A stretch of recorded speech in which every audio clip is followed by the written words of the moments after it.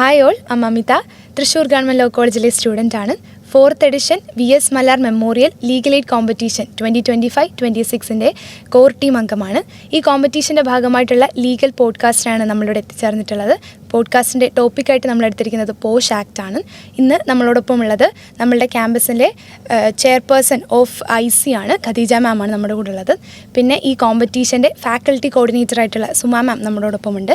Main സ്പീക്കറായിട്ട് നമ്മളുടെ ഗസ്റ്റായിട്ട് വന്നിട്ടുള്ള മാമിനെ കുറിച്ച് സംസാരിക്കാനായിട്ട് ഖദീജ മാമിനെ ഞാൻ ക്ഷണിക്കുന്നു.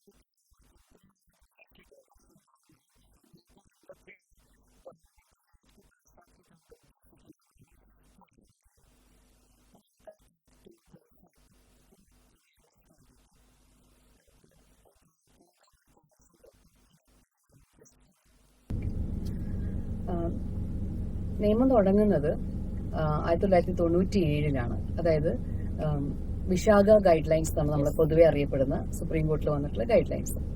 ആക്ച്വലി രാജസ്ഥാനിലെ ഒരു സ്ത്രീയുടെ നേരെ ഉണ്ടായിട്ടുള്ള സെക്ഷൽ ഹറാസ്മെന്റ് അറ്റ് വർക്ക് പ്ലേസിലൂടെയാണ് ഈ നിയമം വരുന്നത്. ആ സമയത്ത് നമുക്കൊരു നിയമമേ ഇല്ല. അത് തൊഴിലെടുക്കുന്ന സ്ഥലത്ത് സ്ത്രീകളുടെ നേരെ എന്തെങ്കിലും അതിക്രമം ഉണ്ടായി കഴിഞ്ഞാൽ ആ സ്ത്രീകൾ എവിടെ പോയി പറയണം? അവർക്ക് പോലീസ് സ്റ്റേഷനിലേക്ക് പോകാൻ നിൽക്കണോ? കോടതി വരാന്തകളിൽ ജീവിതം മുഴുവൻ കളയണോ? അത് ഒഴിവാക്കാനായിട്ട് ഈ മേഖലയിൽ ഒരു നിയമത്തിന്റെ അഭാവമുണ്ട് എന്ന് മനസ്സിലാക്കിയിട്ടാണ് സുപ്രീം കോടതി ആദ്യം തന്നെ ഈ നിയമം ഉണ്ടാക്കണം, നിയമം ഉണ്ടാക്കുന്നത് വരെ ഈ ഗൈഡ് ലൈനുകൾ ഫോളോ ചെയ്യണം എന്ന് പറഞ്ഞ് ഗൈഡ് ലൈൻ ഇറക്കിയത്. അതിന് മുൻപ് IPC ഉള്ളൂ നമുക്ക്. അപ്പോൾ സെക്ഷൽ ഹറാസ്മെന്റിന്റെ IPC ഡെഫിനിഷനാണ് നമ്മൾ ഫോളോ ചെയ്തിരുന്നത്. ഇപ്പൊ നമ്മളത് BNS, അതാണ് അതിന്റെ വ്യത്യാസം. അങ്ങനെ ഗൈഡ് ലൈൻസിന് ശേഷം ഈ 2013 വരെ നമ്മൾ ആ ഗൈഡ് ലൈൻസ് ആണ് ഫോളോ ചെയ്തത്. 13 ആയപ്പോഴാണ് നമ്മളുടെ ഈ ആക്ട് വരുന്നത്, പോഷ് ആക്ട് എന്ന് വിളിക്കുന്ന sexual harassment of women at work place എന്ന് പറഞ്ഞ ഈ ആക്ട്. ഈ ആക്ടിന്റെ ഒരു പ്രത്യേകത എന്ന് പറഞ്ഞാൽ ഒരു സേഫ് അറ്റ്മോസ്ഫിയർ ഉണ്ടാവണം സ്ത്രീകൾക്ക്. ഞാൻ തൊഴിലെടുക്കാൻ വേണ്ടി പോകണമെങ്കിൽ, എന്നെ വീട്ടിൽ നിന്ന് പറഞ്ഞയക്കണമെങ്കിൽ, അല്ലെങ്കിൽ പഠിക്കാൻ വിടണമെങ്കിൽ ആ സ്പേസ് സേഫ് ആണ് എനിക്കും എന്റെ വേണ്ടപ്പെട്ട ആളുകൾക്ക് ബോധ്യം വരണം. അപ്പൊ എംപ്ലോയറിന്റെ ഉത്തരവാദിത്തമാണ് അത് സേഫ് ആക്കുക എന്നുള്ളത്. അപ്പൊ first of all zero tolerance എന്ന് പറയുന്നതിന്റെ കാരണം അവിടെ നിങ്ങൾ ഒന്നും ടോളറേറ്റ് ചെയ്യേണ്ടതില്ല. നിങ്ങൾ വരുന്നത് ജോലി എടുക്കാനാണ്. ഒരു വിമൻ ഫ്രണ്ട്ലി എൻവയോൺമെന്റ് ക്രിയേറ്റ് ചെയ്യുക. Not only safe but also friendly എന്നും കൂടിയുണ്ട്. കാരണം ഫ്രണ്ട്ലി ആവുമ്പോഴാണ് നമ്മുടെ മനസ്സുകൊണ്ട് അത്രയും ഫ്രീ ആവണതും നമ്മുടെ പ്രൊഡക്ടിവിറ്റി കൂടുകയും ചെയ്യുന്നത്. സേഫ് എന്ന് പറയുമ്പോൾ ഒരു തൊഴിലാളിനെ പോയിന്റ് ചെയ്താൽ മതി സേഫ് ആണോ അല്ലേ നോക്കാനായിട്ട്. പക്ഷെ അതുകൊണ്ട് കാര്യമില്ല, ഫ്രണ്ട്ലി കൂടി ആവണം. എനിക്കങ്ങോട്ട് വീണ്ടും വീണ്ടും വരാൻ തോന്നണം. എന്നാലാണ് വിദ്യാഭ്യാസം ആണെങ്കിലും തൊഴിലാണെങ്കിലും നമ്മൾ ഒരുപക്ഷെ ഫ്രണ്ട്സിന്റെ കൂടെയാണ് ഏറ്റവും സമയം സ്പെൻഡ് ചെയ്യുന്നത്. അപ്പൊ അത്രയും വരണം.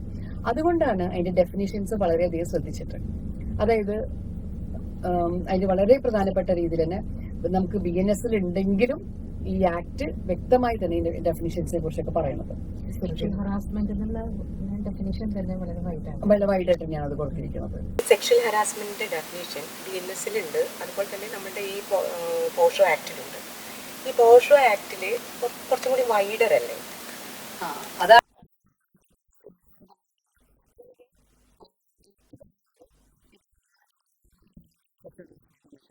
നമ്മളുടെ നേരത്തെ അൺവാണ്ടഡ് ആയിട്ടുള്ള അല്ലെങ്കിൽ അൺവെൽക്കം ആയിട്ടുള്ള ചില പെരുമാറ്റങ്ങൾ, ബിഹേവിയേഴ്സ്, അൺവെൽക്കം ബിഹേവിയേഴ്സ്.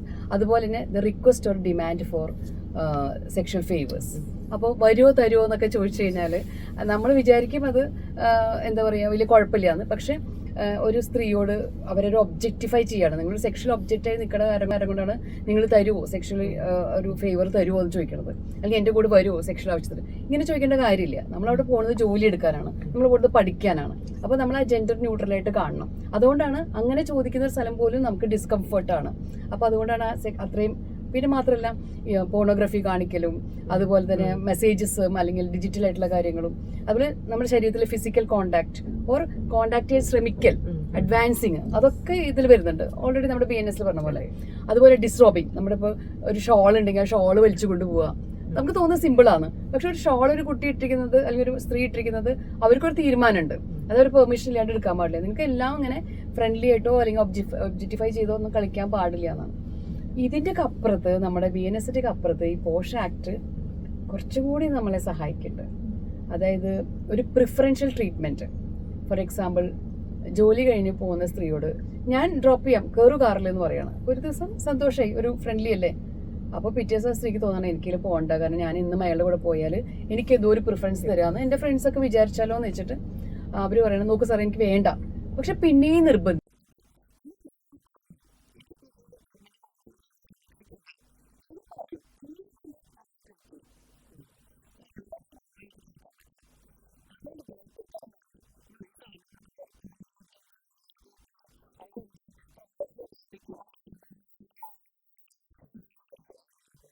പൊതുവേ ഇതൊക്കെ ഒരു യൂഷ്വൽ കോണ്ടാക്ട് ആയിട്ടാണ് നമ്മൾ കാണാറുള്ളത്. അങ്ങനെ നോക്കി കാണുന്ന ആളുകളുണ്ട്. ഇതൊക്കെ ഒരു വർക്ക് പ്ലേസിൽ ഉള്ളതല്ലേ, അങ്ങനെ നോക്കി കാണുന്ന ഒരു രീതി ആളുകളുടെ ഇടയിലുണ്ട്. അതൊരു സ്കൂൾസിന് എന്താ, നമ്മളിപ്പോൾ സ്കൂൾ സ്റ്റുഡൻസിനോ അല്ലെങ്കിൽ സ്കൂളിംഗ് ചെയ്യുന്ന കുട്ടികൾക്ക് അങ്ങനെ എന്തെങ്കിലും പ്രയോജനം? അതായത് ഇപ്പോൾ നമ്മൾ കോളേജുകളിലാണ് നമ്മളിപ്പോൾ കോളേജിലാണല്ലോ നമ്മുടെ ഇന്റേണൽ കമ്മിറ്റി. അപ്പോൾ കോളേജിൽ ഇന്റേണൽ കമ്മിറ്റിയിൽ നമ്മൾ പറയും സ്റ്റുഡൻസ് റെപ്രസെന്റേറ്റീവ്സ് നിർബന്ധമായും വേണം. കാരണം അവർ അഡൾട്ടാണ്. അപ്പോൾ അവരുണ്ട്, കേൾക്കുന്നുണ്ട്. ഹയർ എഡ്യൂക്കേഷനിലാണ് അതുള്ളത്. സ്കൂൾ എന്ന് പറഞ്ഞാൽ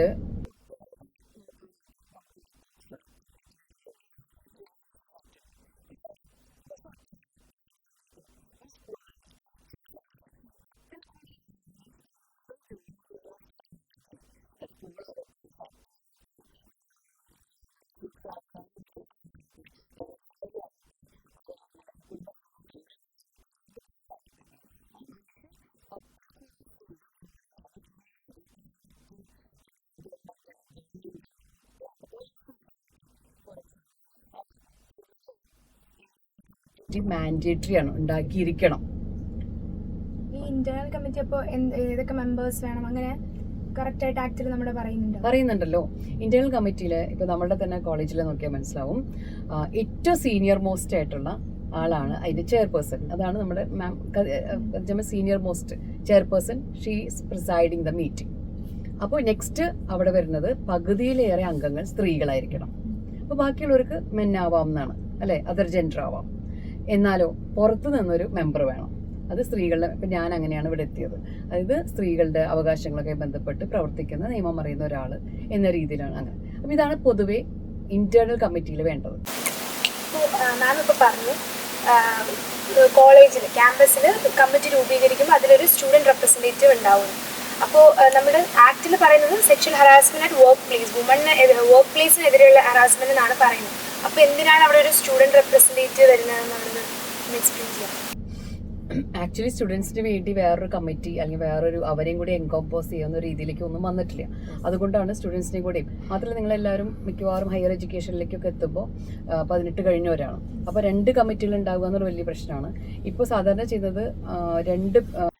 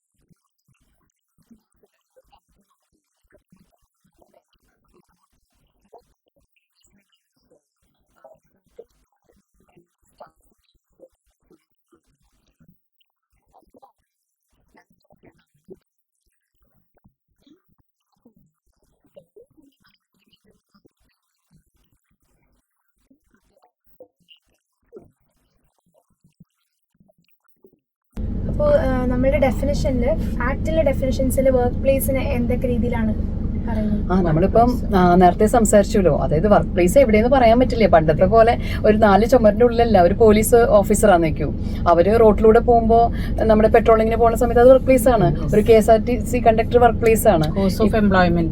അതെ, അത് ചിലപ്പോ വീട്ടിൽ നിന്ന് സ്റ്റെപ്പ് ഇൻ ചെയ്യുമ്പോൾ, അതായത് എംപ്ലോയർ പറഞ്ഞയക്കുന്ന ഒരു വണ്ടിയിൽ യാത്ര ചെയ്യാൻ തുടങ്ങുകയാണ്. So from there it self work place start ചെയ്യാണ്. നമ്മൾ തിരിച്ച് ഡ്രോപ്പ് ചെയ്യുന്നത് അത് ആ സമയത്ത് വർക്ക് പ്ലേസ് അവസാനിക്കുന്നുള്ളൂ. ഈ കുട്ടികൾക്ക് നമ്മൾ വിദ്യാർത്ഥികൾക്ക് കൺസെഷൻ കൊടുക്കുന്നില്ലേ? Why they are education starting right from they are coming out of the home. എന്തിനാ അവർ ഇറങ്ങുന്നത്? ബസ്സിൽ കയറാനായിട്ട്. ബസ്സിൽ കയറുന്നതിനാ വിദ്യാഭ്യാസം ചെയ്യാനായിട്ട്. So from there itself starting their course of employment, അല്ലെ, കോഴ്സ് ഓഫ് സ്റ്റഡി. അതുപോലെയാണ്. അപ്പൊ വർക്ക് പ്ലേസ് എന്ന് പറഞ്ഞാൽ നിയതമായിട്ടൊരു സ്ഥലമല്ല. വർക്ക് പ്ലേസ് പല സ്ഥലമാകാം. ടീച്ചേഴ്സ് പോലും ഇപ്പോൾ നമ്മൾ ലീഗൽ അവയർനെസ് പ്രോഗ്രാം നടത്തുമ്പോൾ ഇപ്പോൾ കോളേജിലെ ടീച്ചേഴ്സ് ആയാലും പോണ്ടി വരും. ബാങ്കിലെ സ്റ്റാഫിന് വീടുകളിൽ പോയിട്ട് വേണം ക്യാമ്പയിൻ ചെയ്ത്. അപ്പൊ അങ്ങനെ വർക്ക് പ്ലേസ് ഇസ് ചേഞ്ച്ഡ്. അപ്പൊ ഇത് ഈ കോമൺ ആയിട്ടുള്ള ആൾക്കാരുടെ അടുത്തേക്ക് എത്രത്തോളം എത്തുന്നു? ഇപ്പം ആൾക്കാർക്ക് വിചാരിക്കില്ലേ, അയ്യോ ഞാനിത് പുറത്തു പറഞ്ഞാൽ എല്ലാവരും അറിയും, അങ്ങനെ ഒരു ബുദ്ധിമുട്ട്, രഹസ്യ സ്വഭാവം ഉണ്ടാവില്ല എന്നൊരു ബുദ്ധിമുട്ട് അവർക്ക് പേഴ്സണലി ഉണ്ടാവില്ലേ? നേരത്തെ നമ്മുടെ വിദ്യാർത്ഥികളുടെ കാര്യം പറഞ്ഞപ്പോ നിങ്ങൾ എന്തിനാ വിദ്യാർത്ഥികളെ പേടിക്കണേന്നൊരു ചോദ്യം. കോൺഫിഡൻഷ്യാലിറ്റി ഒന്നാമത്തെ കാര്യം ഇന്ന് എല്ലാവർക്കും അറിയാം. അതായത് പരാതി കൊടുക്കുന്ന ആളുകളെ കുറിച്ച്, അതായത് സ്ത്രീകളുടെ നേരെ ലൈംഗിക അതിക്രമം നടന്നു കഴിഞ്ഞാല് അവര് അത് പരാതി കൊടുക്കുമ്പോ അവരുടെ വെയറബൌട്ട്സ്, അതായത് കുഞ്ഞുങ്ങളുടെ നേരെ ഹറാസ്മെന്റ് ആകുമ്പോൾ കുഞ്ഞുങ്ങളുടെ വെയറബൌട്ട്സ്, അതുപോലെ ഈ ആരാണ് ഈ കുട്ടി, ആരാണ് ഈ സ്ത്രീ പരാതി കൊടുത്തത്, അവരുടെ വീട് എവിടെ, അവരുടെ കോളേജ് ഏതാണ്, അല്ലെങ്കിൽ ഒരു പണിയെടുത്ത സ്ഥാപനം എന്താണ് എന്ന് പറഞ്ഞു കഴിഞ്ഞാൽ, ഇപ്പൊ തൃശ്ശൂർ ഗവൺമെന്റ് ലോ കോളേജിലെ ഒരു കുട്ടി എന്ന് പറഞ്ഞാൽ ക്ലിയറായി ആളെ മനസ്സിലാവും, അല്ലെ? അപ്പൊ ഒരിക്കലും ഐഡന്റിറ്റി വെളിവാവുന്ന ഒരു കാര്യവും പറയാൻ പാടില്ല. ആരെല്ലാം പറയാൻ പാടില്ല?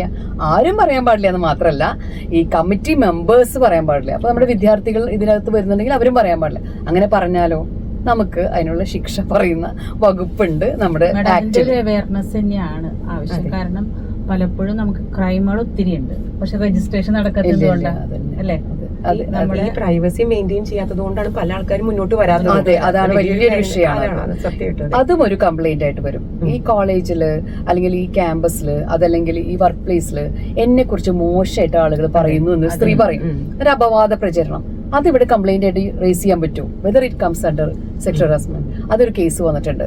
അതിൽ this also comes under the sexual harassment. അങ്ങനെ വരണമെങ്കിൽ അതിലൊരു കോസ് ഉണ്ടാവും. ഒരു പക്ഷേ ഈ സ്ത്രീക്ക് മറ്റൊരു പുരുഷനായിട്ട് സ്നേഹബന്ധം ഉണ്ടാവാം. അത് ഫ്രണ്ട്ലി ആവാം, ബ്രദർലി ആവാം, കൊളീഗ് ആവാം. അതിനെയായിരിക്കും മുന്നുണ്ടാവാം. So from there itself you are looking in to that lady in a another way. അപ്പൊ ജെൻഡർ ഡിസ്ക്രിമിനേഷനോടെയാണ് നോക്കുന്നത്. ആൺകുട്ടിക്കെതിരെ അപവാദ പ്രചരണമില്ല, പെൺകുട്ടിക്കെതിരെയാണ് അല്ലെങ്കിൽ സ്ത്രീക്കെതിരെയാണ് വരുന്നത്. അപ്പോ അവിടെ ജെൻഡർ ഡിസ്ക്രിമിനേഷൻ വന്നു. ഇവിടെയാണ് നമ്മുടെ സീഡോ കരാറിനെ ബേസ് ചെയ്തിട്ടാണ് ഈ നിയമം ഉണ്ടാക്കിയത് എന്ന് നമ്മൾ ഓർക്കേണ്ടത്. അതായത് എന്താണ്? Convention for the elimination of all kinds of discrimination against women. സ്ത്രീകളുടെ നേരെയുള്ള എല്ലാവിധ ഡിസ്ക്രിമിനേഷനെയും ഇല്ലാതാക്കാനുള്ള ഒരു വലിയ ഇന്റർനാഷണൽ ബീജിംഗിൽ നടന്നിട്ടുള്ള ഒരു വലിയ ഇന്റർനാഷണൽ ഉടമ്പടിയാണ് നമ്മൾ. അപ്പൊ നമ്മളും കൂടി അതിന്റെ ഭാഗമായതുകൊണ്ട്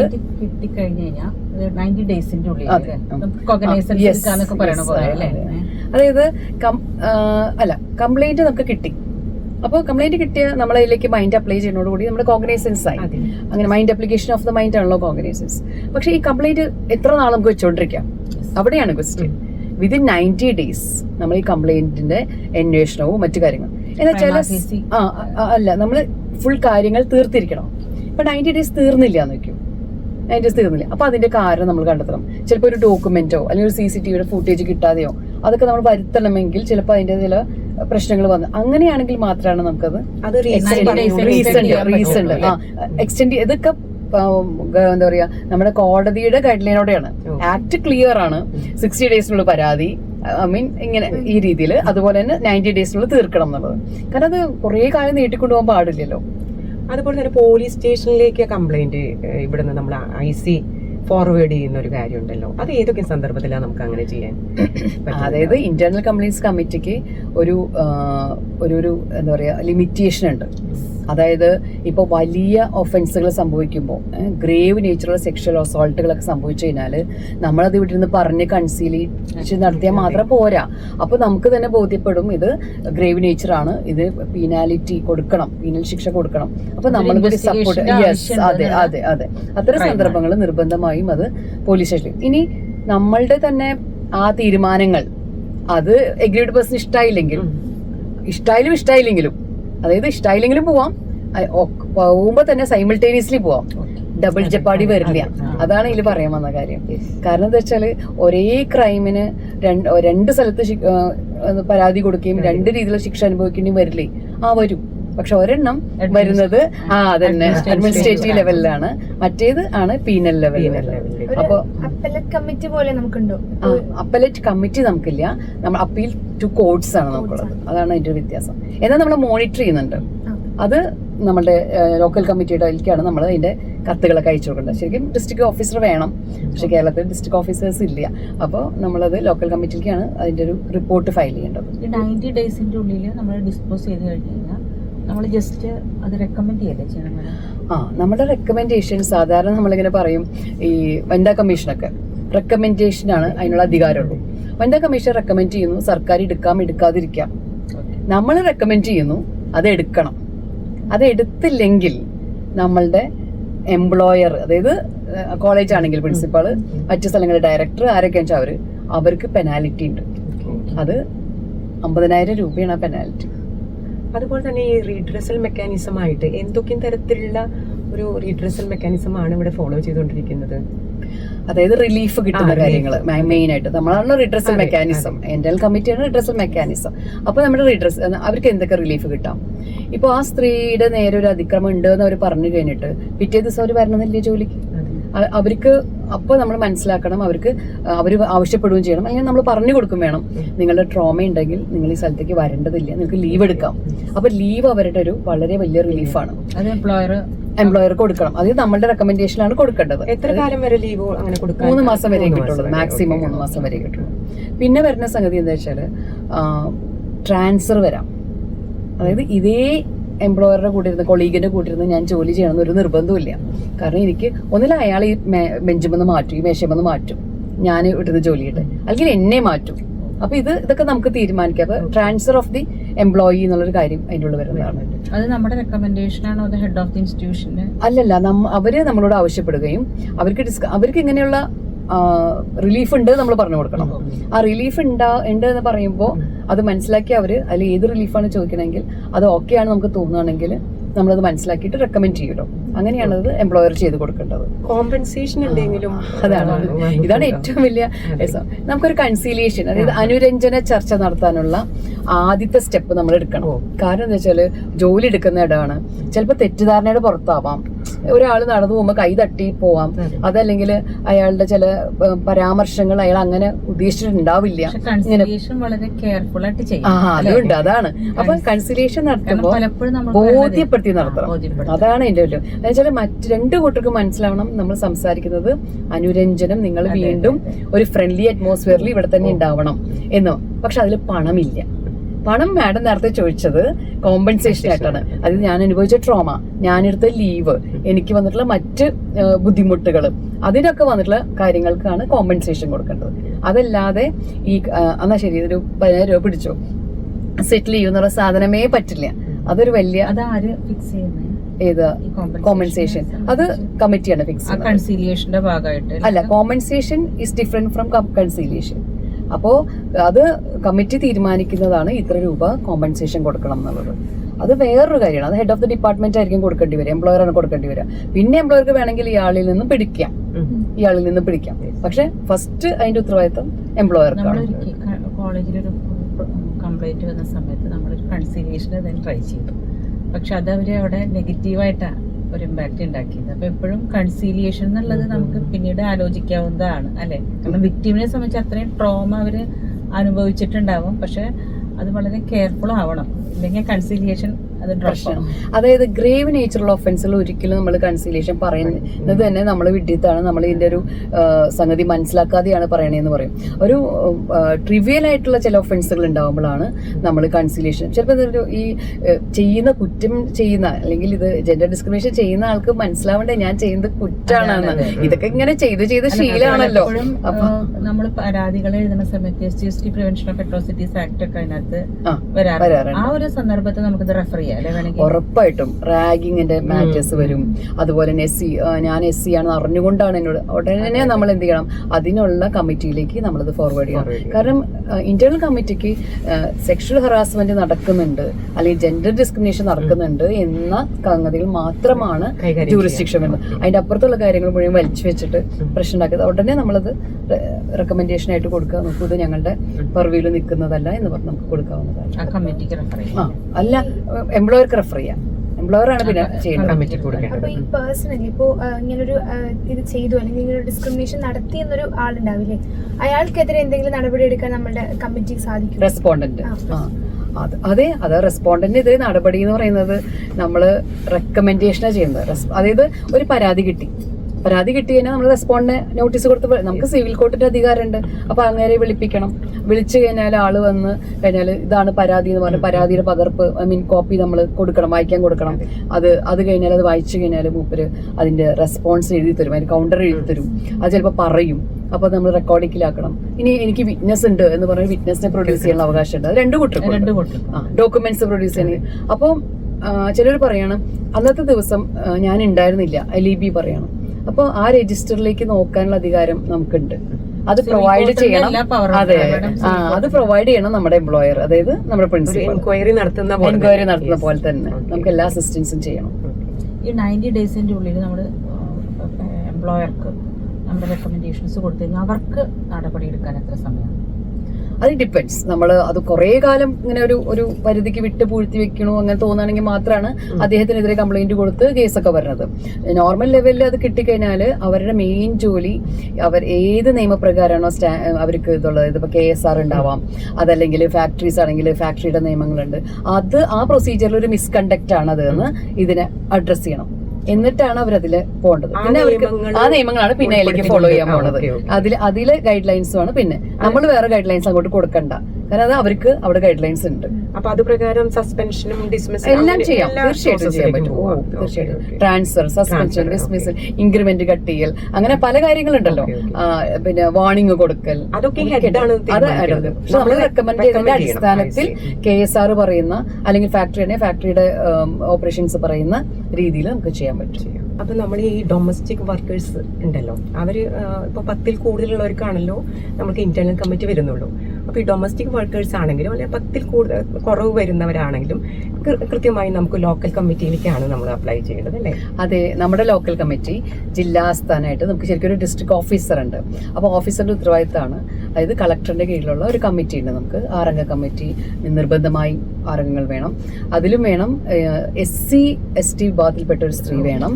അതുപോലെ തന്നെ സ്ത്രീ രംഗത്ത് പ്രവർത്തിക്കുന്ന ആൾ വേണം.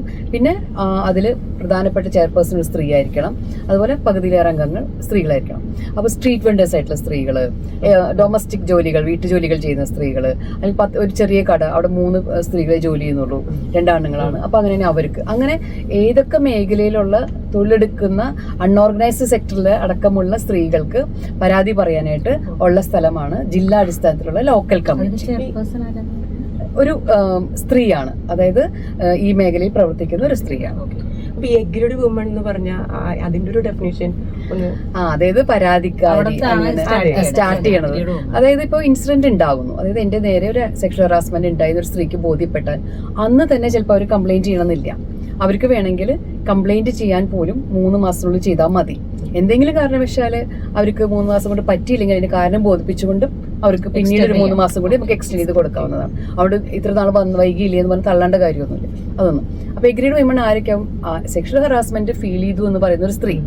അത് നമ്മൾ നേരത്തെ പറഞ്ഞ അൺവെൽക്കം ആയിട്ടുള്ള ഡയലോഗുകളാവും, പ്രിഫറൻഷ്യൽ ട്രീറ്റ്മെന്റ് ആവാം, ഭയപ്പെടുത്തലാവാം, അങ്ങനെ എല്ലാ കാര്യങ്ങളും ഇത് വരുന്നു. അപ്പൊ അവര് തൊഴിലെടുക്കുന്ന സ്ഥലമാണ് ഇവിടുത്തെ പ്രധാനപ്പെട്ട ഒരു വിഷയം. Sexual harassment at work place എന്ന് പറഞ്ഞ ഈ ഒരു നിയമം വന്നതിന് ശേഷവും പല സ്ഥലത്തും നമുക്ക് എന്തില്ല IC കോൺസ്റ്റിറ്റ്യൂട്ട് ചെയ്തിട്ടില്ല. അത് ഇങ്ങനെ ഒരു കോൺസ്റ്റിറ്റ്യൂട്ട് ചെയ്യണമെന്നത് അറിയാത്തത് കൊണ്ടാണ് പലർക്കും അങ്ങനെ സംഭവിക്കാതിരിക്കുന്നത്. അപ്പോൾ കൃത്യമായും നമുക്കൊരു അവയർനെസ് അവയർനെസ് അത് ഞാൻ പറയാൻ വന്നത്. അവയർനെസ് ഒരു മസ്റ്റ് ആണ്. ഈ നിയമത്തില് വളരെ നിർബന്ധമായിട്ടും എംപ്ലോയറിന്റെ ഉത്തരവാദിത്തമാണ് അവയർനെസ്. ഇപ്പൊ നമ്മുടെ ഈ പോഡ്കാസ്റ്റ് എല്ലാവർക്കും ഉള്ള അവയർനെസ് ആണ്. പക്ഷെ എംപ്ലോയറിനും അതുപോലെ ICക്കും അതാത് സ്ഥാപനങ്ങളിൽ അവയർനെസ് കൊടുക്കണം എന്നുള്ളത് വളരെ മസ്റ്റ് ആണ്. ഇതേപോലെ IC അവിടെ കോൺസ്റ്റിറ്റ്യൂട്ട് ചെയ്തില്ലെങ്കിൽ ഏതെങ്കിലും തരത്തിൽ എംപ്ലോയർക്ക് ഒരു പെനാൽറ്റി വരുന്ന തരത്തിലുള്ള ഒരു, അതായത് എംപ്ലോയർ ചെയ്യുന്ന കുറ്റങ്ങൾക്കൊക്കെ അദ്ദേഹത്തിനെതിരെ കേസ് കൊടുക്കേണ്ട സ്ഥലം LC ആണ്, ലോക്കൽ കമ്മിറ്റിയാണ്. അപ്പോൾ IC ഇല്ലെങ്കിൽ നമുക്ക് സമീപിക്കാവുന്ന സ്ഥലം ലോക്കൽ കമ്മിറ്റിയാണ്. അപ്പം നമ്മുടെ അവയർനെസ് ഇന്നത്തെ ഒരു പ്രോഗ്രാമിൽ കൂടി, അതായത് ഇതിന്റെ ലെജിസ്ലേറ്റീവ് ഇന്റൻഷൻ എന്ന് പറഞ്ഞിട്ട് 0 tolerance to sexual harassment in workplaces. 2013 ഈ ആക്ട് വന്നെങ്കിലും അത് സുപ്രീം കോടതിയുടെ പല ഗൈഡ് ലൈൻസും ഉണ്ട്. അതിന്റെ കൃത്യമായിട്ടുള്ളൊരു പ്രോപ്പർ ഇംപ്ലിമെന്റേഷൻ നടക്കുന്നില്ല എന്നുള്ളത് എനിക്ക് തോന്നുന്നു. ഇന്നത്തെ ഈ പ്രോഗ്രാമിൽ നമ്മൾ അത്യാവശ്യം കാര്യങ്ങളൊക്കെ കവർ ചെയ്തു. Who is an aggrieved woman, what is sexual harassment, what is workplace, the procedure mechanism for filing a complaint, what is an appeal, how to keep the confidentiality, then what about the conciliation. ഇതെല്ലാം അത്യാവശ്യം നമ്മൾ cover ചെയ്തിട്ടുണ്ട് അല്ലേ? പല സംശയങ്ങളും തീർത്തിട്ടുണ്ട് നമ്മൾ വിചാരിക്കും. നമുക്ക് ആ ഒരു ഡ്രീം നമുക്ക് റിയാലിറ്റി ആക്കി മാറ്റാൻ ഇതിൽ കൂടി സാധിക്കട്ടെ. More women friendly, women safe environment of work place സംഭവിക്കട്ടെ അല്ലേ? അതെ. Thank you.